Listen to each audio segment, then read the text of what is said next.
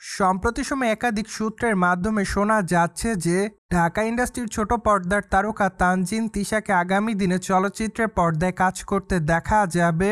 তাও তার আসন্ন চলচ্চিত্রটি মূলত কলকাতা বাংলা চলচ্চিত্র হবে, যার নাম রাখা হয়েছে ভালোবাসার মরশুম।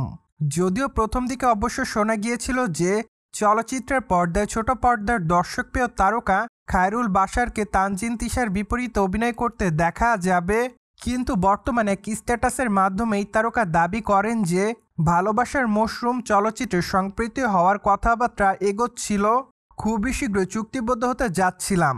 যদি শিডিউল জটিলতার সমাধান করতে পারতাম, সঙ্গত কারণে আমি এই সিনেমায় থাকতে পারছি না। ধন্যবাদ। ভালোবাসার মশরুম সিনেমার জন্য শুভকামনা। যদি এ কথাগুলোর প্রেক্ষাপটে বর্তমানে অবশ্য চলচ্চিত্রের পরিচালক জানিয়েছে যে চলিত মাসে এই সিনেমাটিতে চুক্তিবদ্ধ হয়েছেন খায়রুল বাশার, কিন্তু বর্তমানে এই অভিনেতার দাবি সিনেমাটিতে চুক্তিবদ্ধ হওয়ার কথা ছিল, শিডিউল মেলানোর চেষ্টা করেছিলেন। তাই তো বর্তমানে খায়রুল বাশারের এমন বক্তব্যে সম্পূর্ণ হতাশা প্রকাশ করেছে চলচ্চিত্রের নির্মাতা রাজ।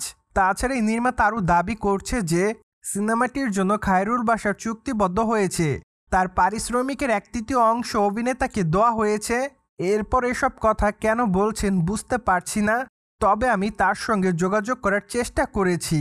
মূলত সম্প্রতি সময় চলচ্চিত্রের নির্মাতা এমনটাই দাবি করছে। যাই হোক, এখন আসলে দেখা যাক অবশেষে আসলে কি ঘটে। প্রসঙ্গত তানজিন তিশার ক্যারিয়ারের অ্যাট দ্য ফার্স্ট টাইম চলচ্চিত্র হতে যাচ্ছে এটি, তাই তো নায়িকা তার নতুন চলচ্চিত্র নিয়ে খুব এক্সাইটমেন্টের মধ্যে রয়েছে।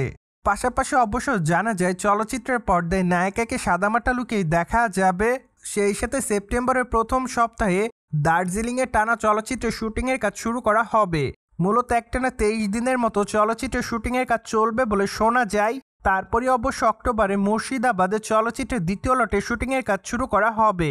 এমনকি যদি সবকিছু ঠিক থাকে তাহলে অবশ্য আগামী বছর ভ্যালেন্টাইন ডে উপলক্ষে চলচ্চিত্রটি মুক্তি দেওয়ার পরিকল্পনায় রয়েছে চলচ্চিত্রের নির্মাতা সংশ্লিষ্টরা।